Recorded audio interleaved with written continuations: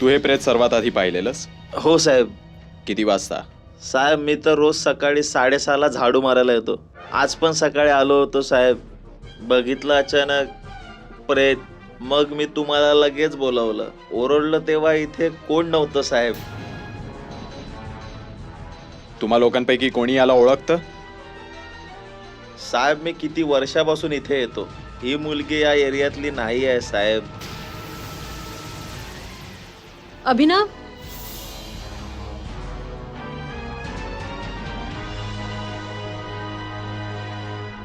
अभिनव, हा खूनी तर खूपच निर्दयी आहे. त्याने या मुलीच्या हाताचे नख काढून घेतलेत आणि हिच्या हातावर हे सर्क्युलर निशाण बघतोयस. मला वाटतं हिला खूप दिवसांपासून कुठल्या टाईट दोरीने किंवा रबर बँडने बांधून ठेवलं होतं. हो शायना, हे बघ, एक जखम भरायच्या आतच दुसरी जखम दिलेली आहे. ही असली कृत्य तर एखादा हैवानच करू शकतो. एकदा आपल्या हाताला लागला ना, मग बघ अशी हालत करेन ना मी त्याची की पुन्हा अशी हरकत करण्याचा विचारही करणार नाही. अभिनव, या मुलीचं वय 17 ते 18 वर्षच असेल आणि हिच्या शरीरावरचे घाव बघून तर असं वाटतं हिला खूप दिवसांपासून त्रास देण्यात आलाय. पण शायना, या मुलीकडे किंवा तिच्या आसपास आपल्याला असा एकही पुरावा नाही मिळालाय ज्यावरून आपल्याला कळू शकेल की ती कोण आहे. हिची ओळख पटवणं खूप कठीण काम होणार आहे. साहेब,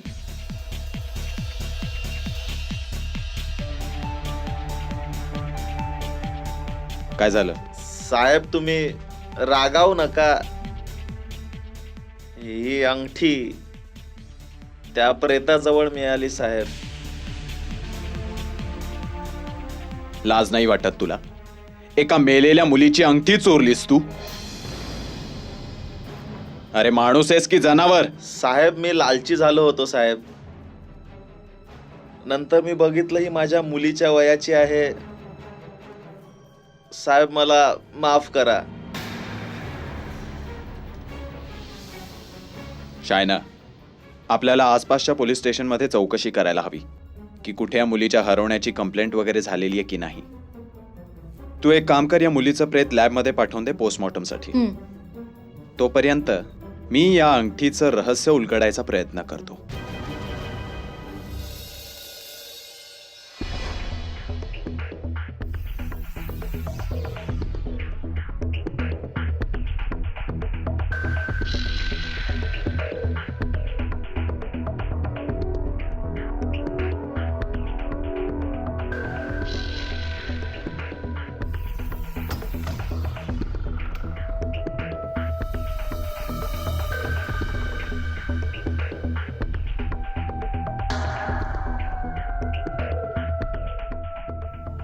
या मुलीच्या प्रेताला बघून तर असं वाटतंय की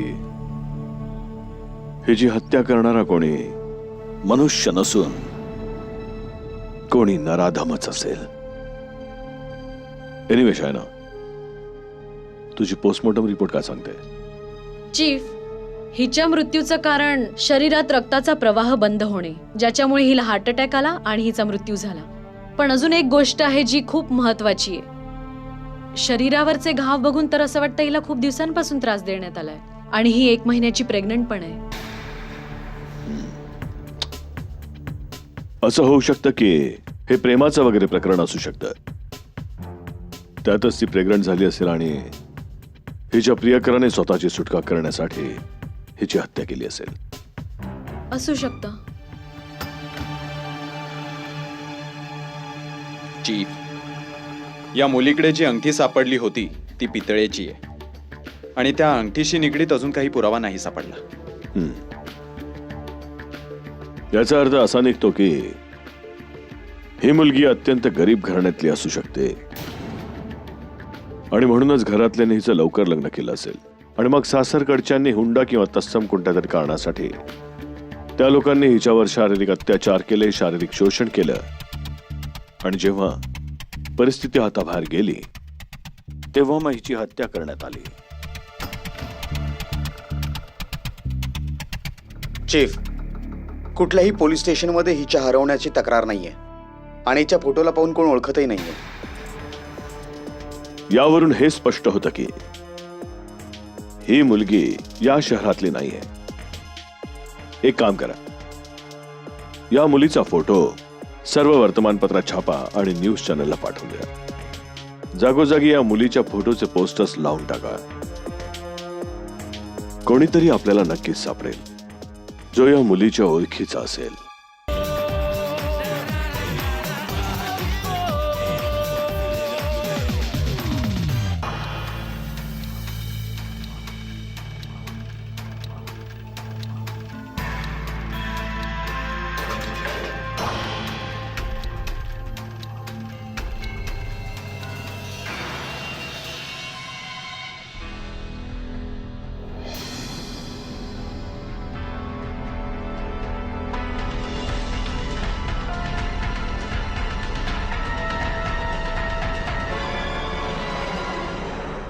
माझी मुलगी माझी मुलगी, माझी मुलगी, माझी मुलगी.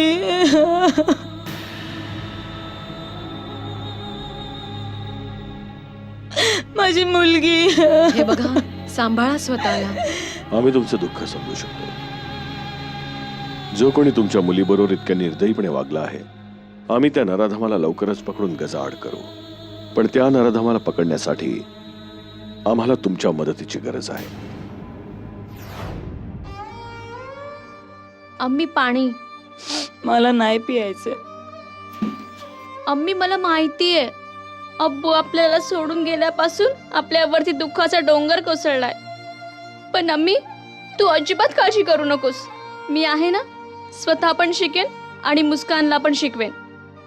मी ना उद्यापासूनच क्लासेस घ्यायला सुरुवात करते, म्हणजे घर खर्चामध्ये मला तुझी मदत करता येईल.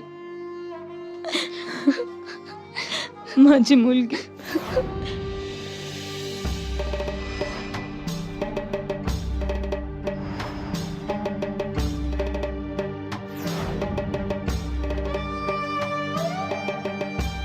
अम्मी मी मुस्कानला शाळेत सोडून आली आहे आणि स्वयंपाकही बनवून ठेवलाय. तू वेळेवर जेवण करून घे. हा, आता मी येते.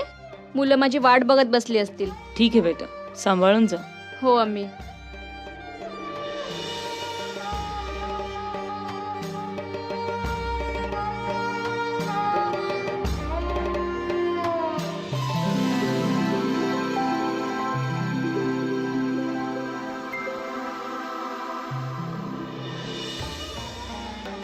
पण सहनाज.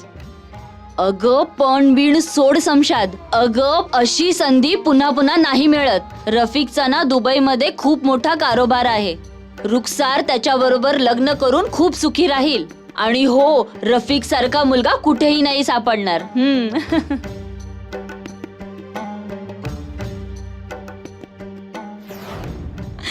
माझं तर डोकंच फिरलं होतं, म्हणून मी सहनाजच्या बोलण्यात फसले होते. मग काय झालं? मग काय होणार? तो माणूस तर वयाने मोठा निघाला.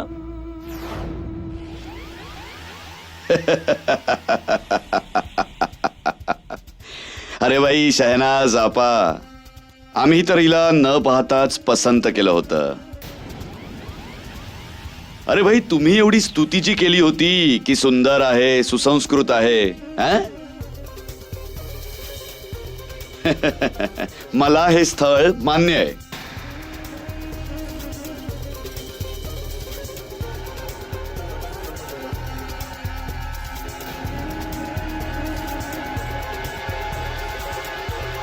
रुखसार बाळा, जा जरा जाऊन मुस्कानला बघ.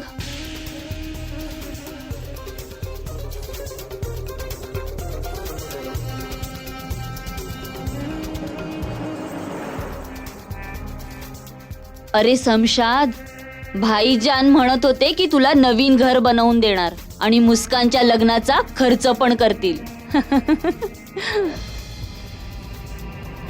अम्मी जान.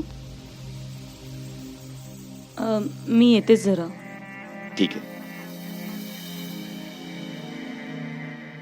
काय आहे, लवकर बोल. हा माणूस आपासाठी चांगला नाहीये. त्याच्याशी लग्न नको लावून देऊ. गप्प बस. घरी आलेल्या पाहुण्यांबद्दल असं नाही बोलायचं बेटा. त्यानंतर रुखसारला मुस्कानच्या डोक्याची शपथ देऊन तिला लग्नासाठी तयार केलं. तिने हसत हसत माझ्या देऊन आपले सगळे स्वप्न उद्ध्वस्त करून टाकले. मग काय, लग्नानंतर रफिक तिला दुबईला घेऊन गेला होता? त्याने कधी तुमची देखील मदत केली होती? काही नाही केलं त्याने तर त्याचं वचनही पूर्ण नाही केलं. बरं, मला तुम्ही हे सांगा की तुमचं रफिक बरोबर शेवटचं बोलणं कधी झालं? 1 महिन्यापूर्वी रुखसारचा फोन आला होता. ती म्हणाली की रफिक तिला घेऊन दुबईला जातोय. त्यानंतर रुखसार बरोबर माझं बोलणंच नाही झालं. मी रफिकचा नंबर खूप ट्राय केला, पण त्याचा नंबर बंद येत होता. माझ्या लोभात माझ्या मुलीने तिचे सगळे स्वप्न उद्ध्वस्त करून टाकले आणि मी त्या नराध माझ्या हातात माझ्या मुलीला देऊन टाकलं. माझ्या मुलीची गुन्हेगार मीच आहे. मीच आहे माझ्या मुलीची गुन्हेगार. मीच आहे. मला वाटतं ही ह्युमन ट्रॅफिकिंग म्हणजे मुलींच्या व्यापाराची केस आहे. आणि हा रफिक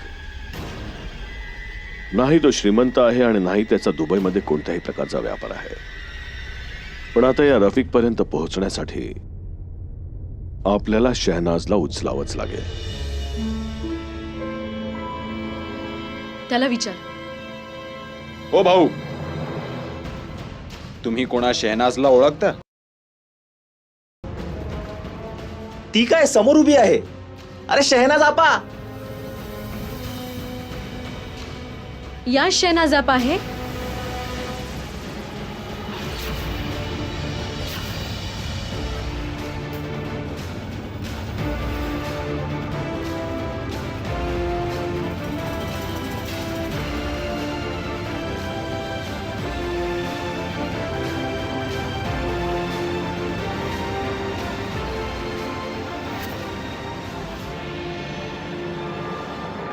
चीफ, रफिकचा मोबाईल बंद होण्याच्या आधी त्याचं लोकेशन मुंब्रा, धारावी आणि कुर्ला होतं. आणि या तिन्ही ठिकाणावरून आपल्याला काहीच मिळालेलं नाहीये. मला तर काहीच कळत नाहीये. आपण त्याला शोधायचं कसं? याचा अर्थ असा की रफिक कोणी एका जागी जास्त दिवस राहत नाही आणि म्हणूनच लोक त्याला ओळखत नाहीत. आणि आता मला पूर्णपणे खात्री झाली आहे की त्याने रुखसारलाही वेगवेगळ्या जागी ठेवलं असणार.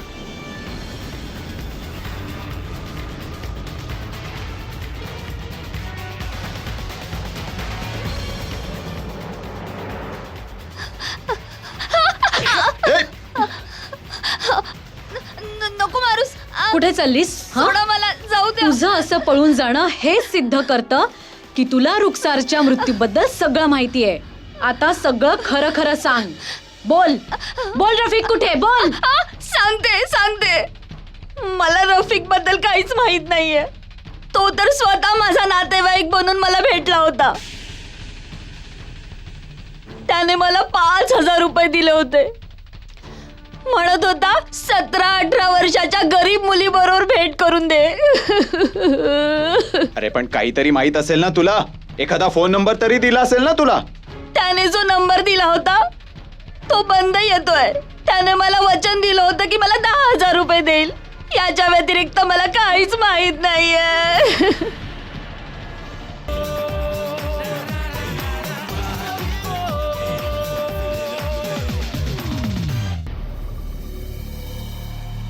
शमशाद बेगम,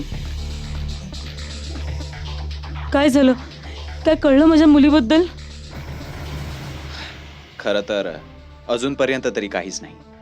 आम्ही शहनाजकडे गेलो होतो चौकशी करायला, पण तिच्याकडे रफिकचा एकही फोटोग्राफ नाहीये. आता तुम्हाला आमच्यासोबत येऊन त्याचं स्केच बनवावं लागेल. त्याची काही गरज नाहीये. मी फोटो घेतला होता. हा बघा. दाखवा. अभि, हा फोटो तर आहे पण काहीच क्लिअर नाहीये. आपल्यासाठी तर हेही पुरेसं आहे शायना. चीफला फोन करतो. Very good.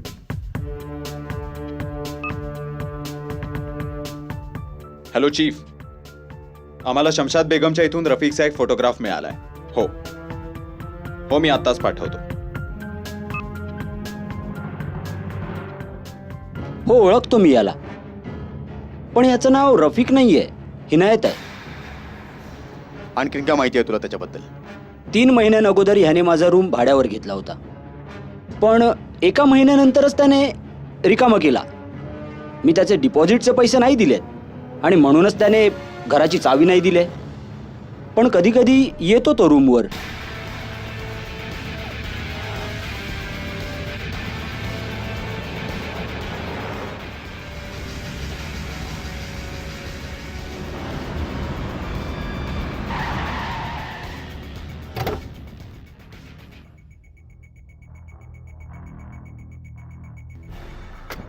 काय झालं? काही पुरावा मिळाला? आम्ही मीरा रोडचा पूर्ण परिसर शोधलाय चीफ. लोकांकडून आम्हाला असं कळलंय की 3-4 दिवसांपूर्वी तो निहाल कॅफेजवळ दिसला होता. 2-3 व्यक्ती होते त्याच्यासोबत. अलीकडे त्याला कोणीच नाही पाहिलंय. याचा अर्थ असा की तो आता स्वतःसाठी नवीन जागा शोधतोय. धारावी, कुर्ला, मुंब्रा, नाला, सोपारा. आता तो मीरा रोड सोडण्याच्या तयारीत आहे. एनिवेज, इथल्या इस्टेट एजन्सीकडे इन्क्वायरी केली? ऑलमोस्ट पूर्ण झाली आहे चीफ. फक्त एक इस्टेट एजंट बाकी आहे, जगदीश.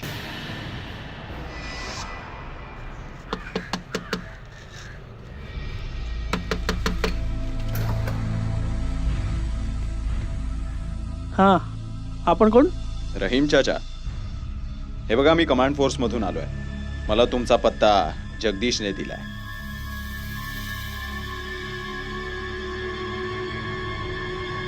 याला ओळखता?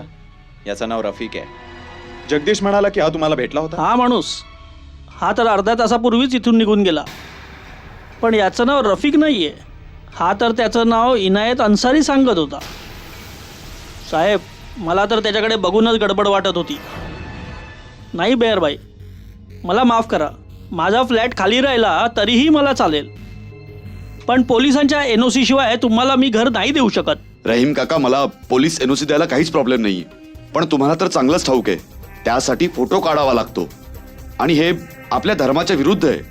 धर्माला तर मी पण मानतो, पण शहराचा एक जागरूक नागरिक होण्याच्या नात्याने मला पोलिसांचा नियम मानलाच पाहिजे ना. मी तुम्हाला घर नाही देऊ शकत.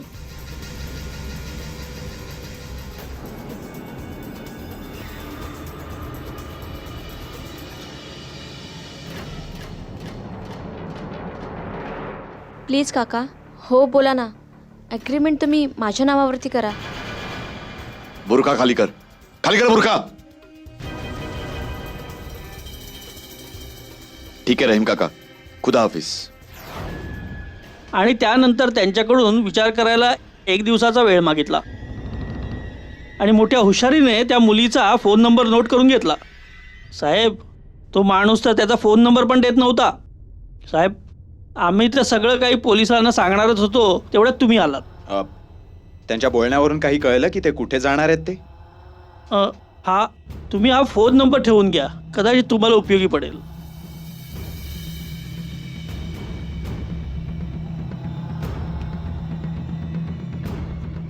धन्यवाद. बरं, धन्यवाद.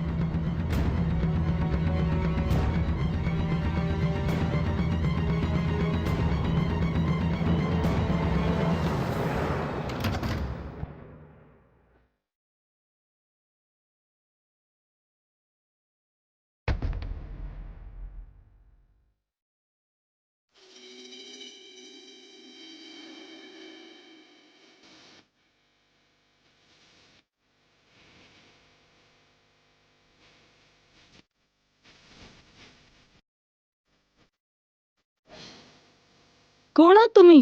काय हवंय तुम्हाला? वल्ला, काय खूबी महबूबी, मी तुला पसंत करती. सोडा मला, नाही तर माझ्या नवऱ्याला बोलवेन. तुझ्या नवऱ्याला? तू तुझ्या नवऱ्याला बोलवती? मी तुला तुझ्या नवऱ्याकडूनच विकत घेती. पूर्ण 50,000 रुपये त्याला इंडियन करन्सी मध्ये देती. आता तो नाही येती, फक्त मी येती. घाबरू नकोस, तू माझ्या जवळ ये. सोडा मला, मी तुमचं काय बिघडवलंय? घाबरतेस काय ग तू? ये ना. सोडा.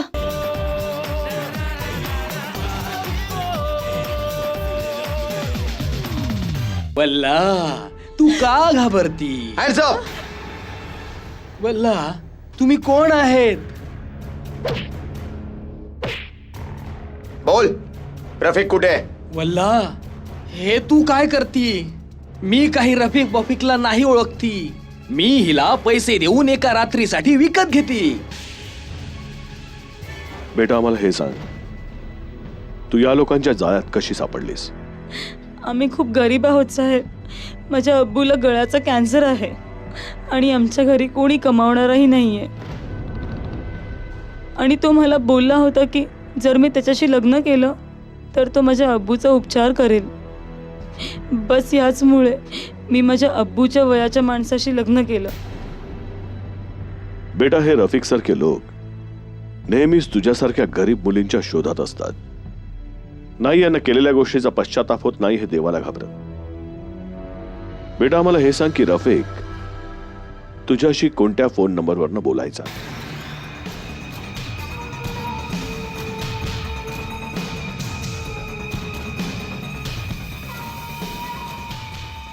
तो दर रात्री 9 वाजता ह्याच नंबरवर फोन करायचा आणि विचारायचा की मुलं कशी आहेत. याचा अर्थ असा की रफिकची फॅमिली आहे आणि त्याने पुन्हा स्वतःचा नंबर बदललाय. हे सगळं खोटं आहे. मला याच्याबद्दल काहीच ऐकायचं नाहीये. तुम्हा लोकांना कोणीतरी खोटी माहिती दिली आहे.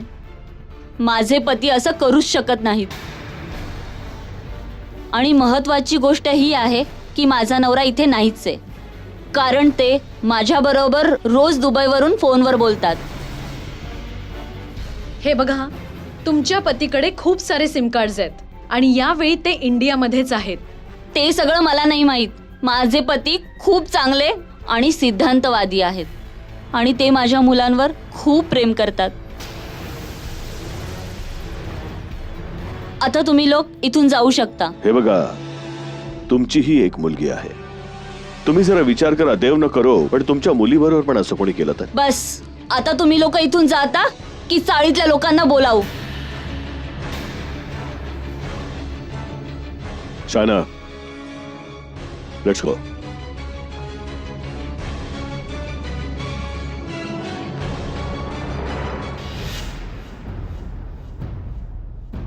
शायना, या रफिकला रंगी हात पकडण्यासाठी आपल्याला त्याचीच चाल चालावी लागणार आहे.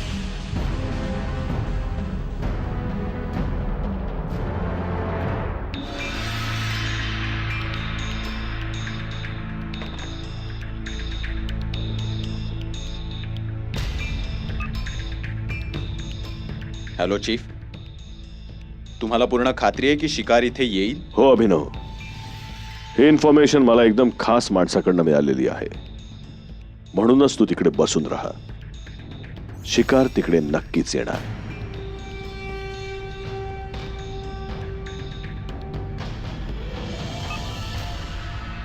चीफ, तो आला.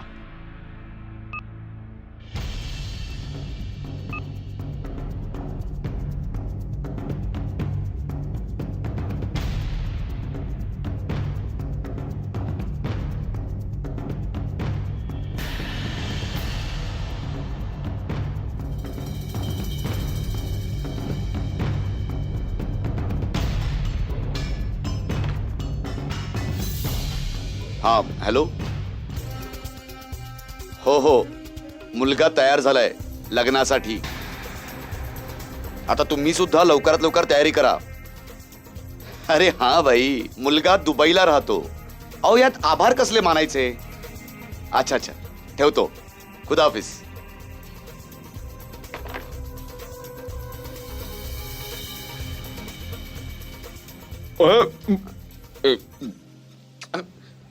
माफ करा, माफ करा भाईजान. तुमच्या बोलण्यावरून असं वाटत होतं की तुम्ही लग्न जुळवायचं काम करता. हो, खूप चांगलं काम करता तुम्ही. हे बघा, माझी पण एक बहीण 22 वर्षांची झाली आहे.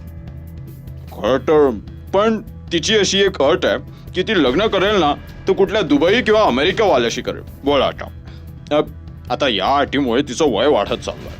आता तुमच्या नजरेत एखादा मुलगा असेल जो दुबई किंवा अमेरिकेचा असेल तर मला नक्की सांगा. हा अरे तुम्ही अजिबात काळजी करू नका. मी अशा जागेवर तिचं लग्न लावेन की तुम्ही पण लक्षात ठेवाल. बरं, तुम्ही एक काम करा, तुमचा नंबर द्या मला. 98 41 41 62 62 43. ठीक आहे. नाव काय तुमचं? इक्बाल. इक्बाल. अच्छा, खुदा खुदाहाफिज.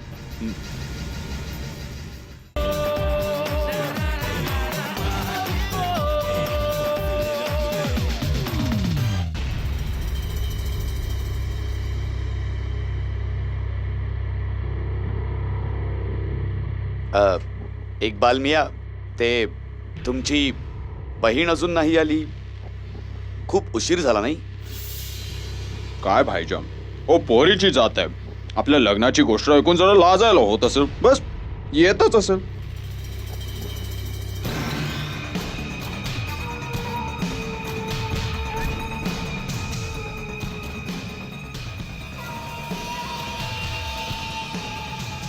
ओ हे घ्या. ये बस. ही आहे माझी लाडकी बहीण आणि ही आहे माझी अम्मीजान. हे आहेत रफिक मिया.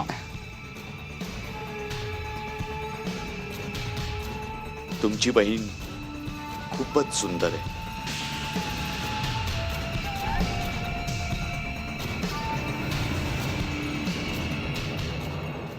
मला हे स्थळ पसंत आहे. अरे तुम्ही तुमच्या कुटुंबाबद्दल काहीच माहिती दिली नाही. आता मी काय सांगू तुम्हा लोकांना. 2 वर्षांपूर्वी माझी बायको देवाघरी गेली आणि मुलं तेव्हापासून त्यांच्या आजीकडेच राहतात.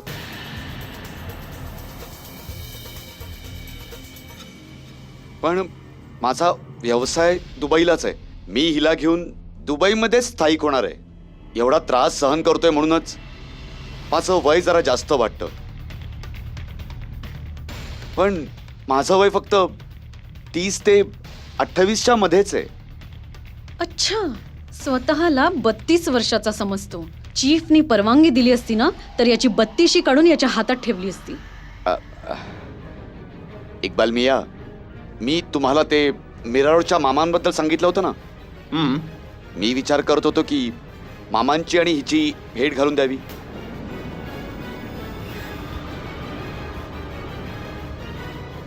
काय वाटतं तुम्हाला? नाही नाही, असं कसं होऊ शकतं? अजूनपर्यंत तोंड पण गोड केलं नाहीये. काय बोलताय तुम्ही अम्मीजान? अरे यांच्या मामाजींना मी चांगला ओळखतो आणि मॉडर्न जमाना आहे. भाईजान, हां. तुम्ही घेऊन जाईल.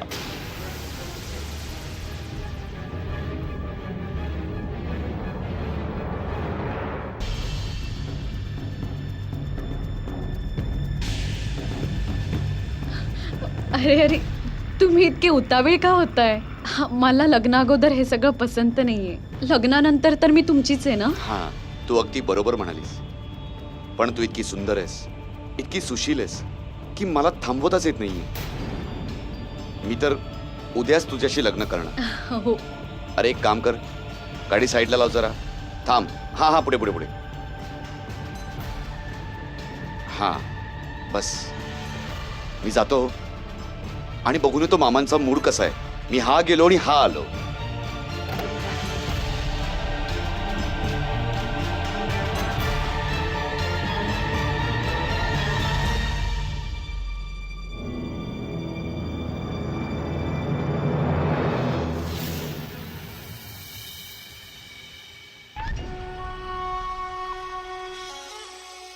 वल्ला, क्या बात है. आता तर मी तुला पूर्ण पैसे दिलेत. 10 लाख रुपये. आता तर हिचा चेहरा बघू दे मला. हो शेख साहेब, तुम्ही अगदी बरोबर म्हणालात. तुमचा पुरेपूर हक्क आहे. ए चल, शेख साहेबांना तुझा चेहरा दाखव. तुम्ही तर माझ्याशी लग्न करणार होतात ना, मग हे काय? तुम्ही मला पैशासाठी विकलात? ए, काय नाटक चाललंय? हा? जसं हे लोक बोलतात ना तसं कर. जर जास्त डोक्यात गेलीस ना तर तुझ्या बोटातून नख खेचून काढीन याने. वल्ला, तू संतापू नकोस. मी हिला प्रेमाने समजावती.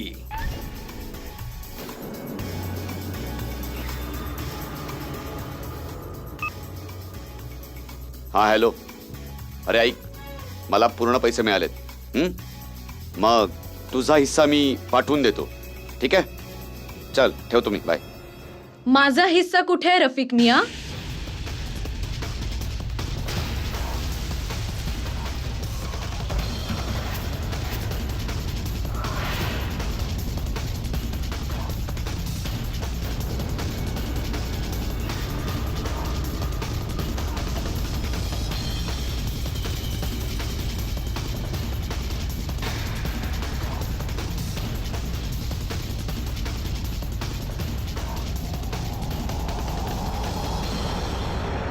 अरे ही तर इथे आहे. मग ही कोण आहे?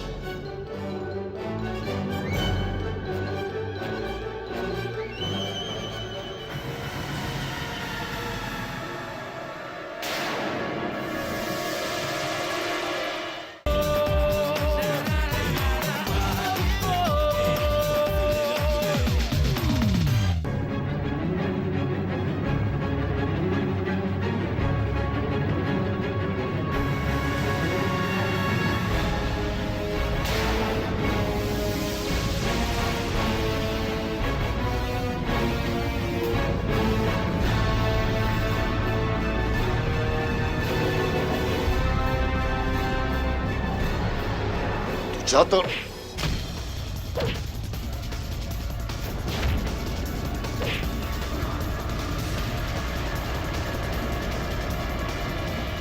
एवढ्या चलाखीने, एवढ्या हुशारीने मी माझं काम करत होतो, तरी पण कमांड फोर्स माझ्यापर्यंत पोहोचलेच. पण या लढाईमध्ये माझ्या मुलीला का ओढलत तुम्ही? या लोकांनी माझ्या मुलीसोबत इतकं घाणेरडं कृत्य केलं. आतापर्यंत माहिती नाही तुझं किती निष्पाप मुलींच्या आयुष्याशी खेळून झालेलं आहे. त्यांचा व्यापार केलास तू, आणि आज जेव्हा तुझ्या मुलीच्या शरीराला तुझ्याच माणसांनी वासनेने जरासा काय स्पर्श केला तर तुला तो असह्य झाला. आता तुला कळलं असेल त्या मुलींच्या आई वडिलांना काय वाटलं असेल ज्यांचं आयुष्य तू पूर्णतः उद्ध्वस्त केलंस. मी तुमच्या लोकांच्या पाया पडतो, जी पण शिक्षा द्यायची ती मला द्या, पण माझ्या मुलीला यामध्ये नका गोवू. लाज वाटायला हवी. तुम्ही आणि तुमच्या बायकोने मिळून न जाणे किती मुलींचं आयुष्य उद्ध्वस्त केलंय, पण आज तुमच्या मुलीने तुमचं पितळ उघडून न जाणे किती मुलींचं आयुष्य उद्ध्वस्त होण्यापासून वाचवलंय. जेव्हा आम्ही तुझ्या घरी गेलो तेव्हा थांबा सर.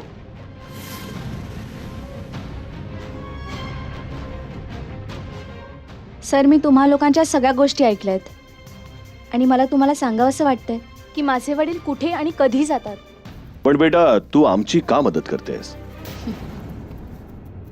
कारण आज माझे अब्बू जे दुसऱ्या मुलींबरोबर करतायत ना, ते उद्या कोणी दुसरं माझ्याबरोबर पण करू शकतं. आणि मला असं नकोय की कोणत्याही मुलीबरोबर असं काही व्हावं.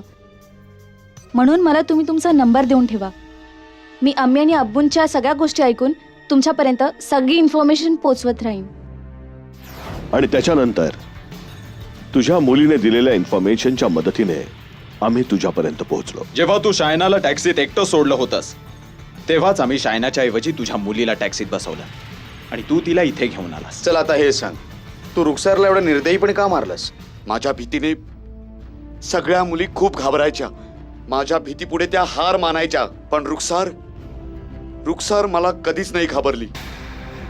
एका अरबीने तर तिची सुंदरता पाहूनच मला हवे तेवढे पैसे दिले,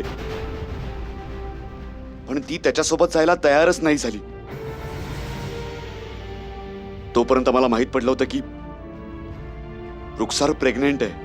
मी तिचा गर्भपात करण्याचा प्रयत्न केला पण ती तयारच नाही झाली.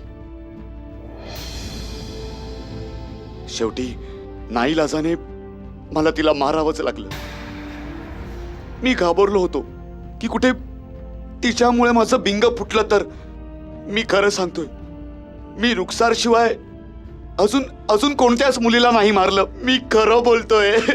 या तुझ्या घाणेरड्या देह व्यापारात अजून कोण कोण सामील आहे? आमचं खूप मोठं नेटवर्क आहे. प्रत्येक शहरात आमची माणसं पसरलेली आहेत. आज मला या गोष्टीची लाज वाटते की मी तुमची मुलगी आहे. त्या मुलींची लुटलेली अब्रू आणि त्यांच्या आई वडिलांच्या वेदनेची जाणीव मला आजही होते. आणि त्या भीतीनेच माझ्या अंगावर शहारा येतो. जर या देशाच्या कायद्याने मला परवानगी दिली असती तर मी स्वतः तुमच्या हृदयात कितीतरी गोळ्या झाडल्या असत्या. रफिक, न जाणे तू आजपर्यंत किती मुलींच्या अब्रूशी खेळलायस, त्यांच्या शरीराचा व्यापार केलास, रुखसारचा खून केलास.